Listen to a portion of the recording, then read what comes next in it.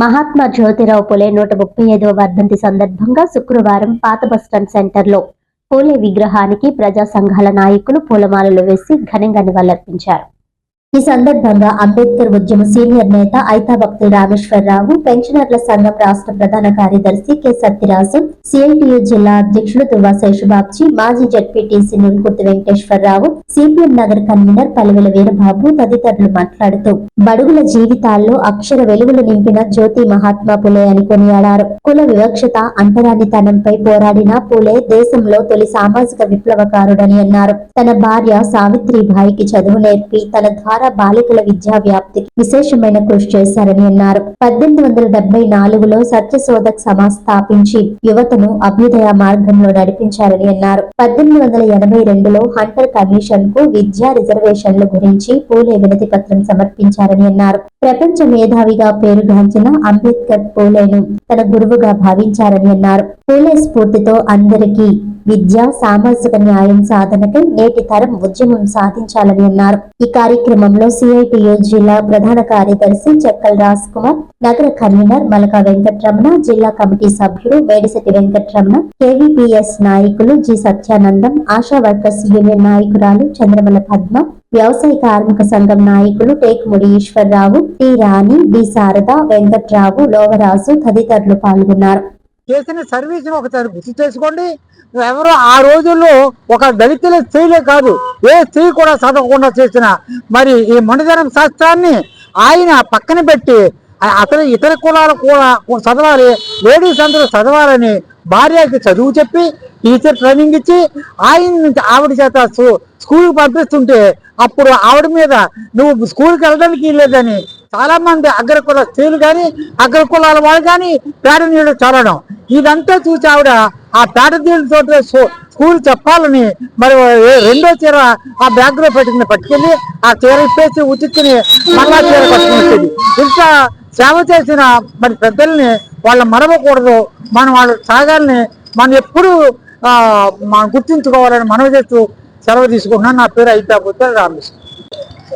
భారతదేశ తొలి సామాజిక విప్లవకారుడు మహాత్మా జ్యోతిరావు పూలే 135వ వర్ధంతి సందర్భంగా ప్రజా సంఘాల ఆధ్వర్యంలో పెద్దల సమక్షంలో ఘనంగా నివాళులర్పించడం జరుగుతోంది. ఈ దేశంలో ఆనాడు ఉన్నటువంటి కుల వివక్షత, అంటరానితనానికి వ్యతిరేకంగా తన యొక్క కళాన్ని గళాన్ని విప్పి ప్రజలను చైతన్యపరిచినటువంటి ఒక మహోన్నత మూర్తి జ్యోతిరావు పూలే. సత్యశోధక్ సమాజ్ స్థాపించి అనేక మందిని అందులో సభ్యులుగా చేర్చుకుని కొన్ని నియమాలు రూపొందించి ఈ సమాజ హితం కోసం పనిచేసే సైనికులను తయారు చేశారు.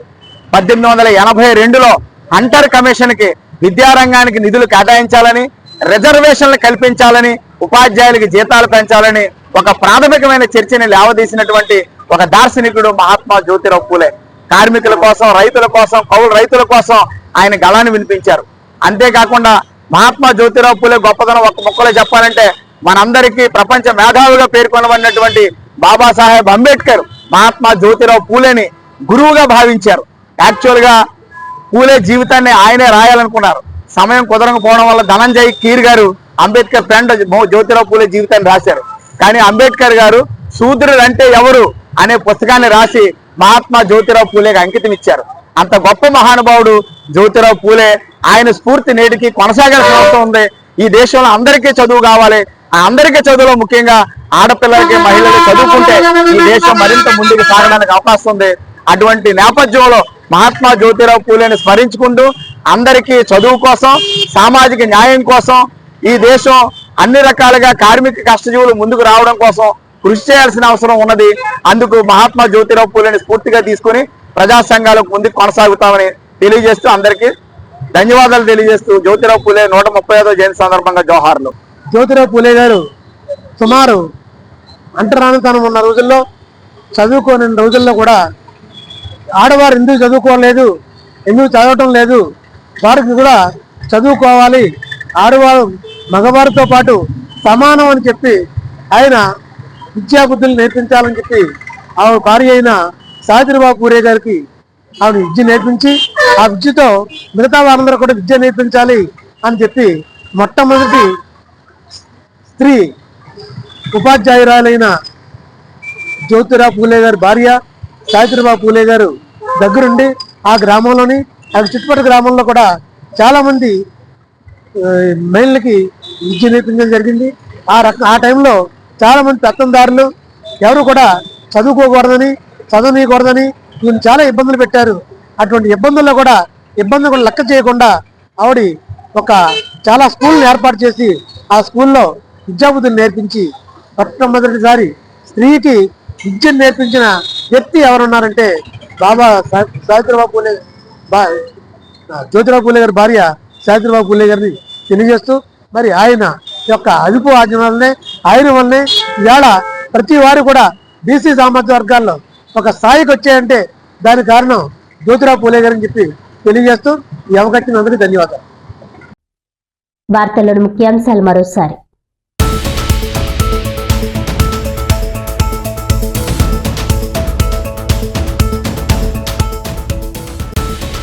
కాకినాడలో ఘనంగా మహాత్మా జ్యోతిరావు పూలే 135వ వర్ధంతి. పూలే విగ్రహానికి పూలమాలలు వేసి ఘనంగా నివాళులర్పించిన ప్రజా సంఘాల నాయకులు.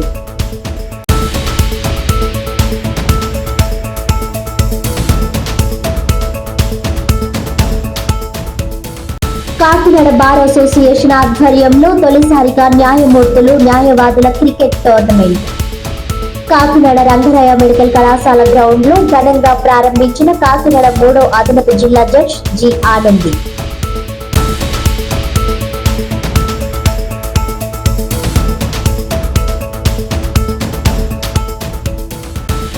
పిఠాపురంలో ఎన్ఆర్ఐ బుర్ర దివ్యరాజ్ సహకారంతో 3 రోజుల పాటు మెగా దంత వైద్య శిబిరం.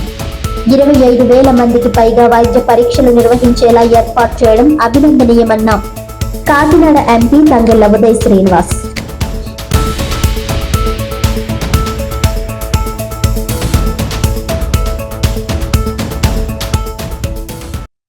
ఈనాటి వార్తలు ఇంతటితో సమాప్తం. తిరిగి వచ్చే బులెటిన్లో మళ్ళీ కలుద్దాం. అంతవరకు సెలవు. నమస్కారం.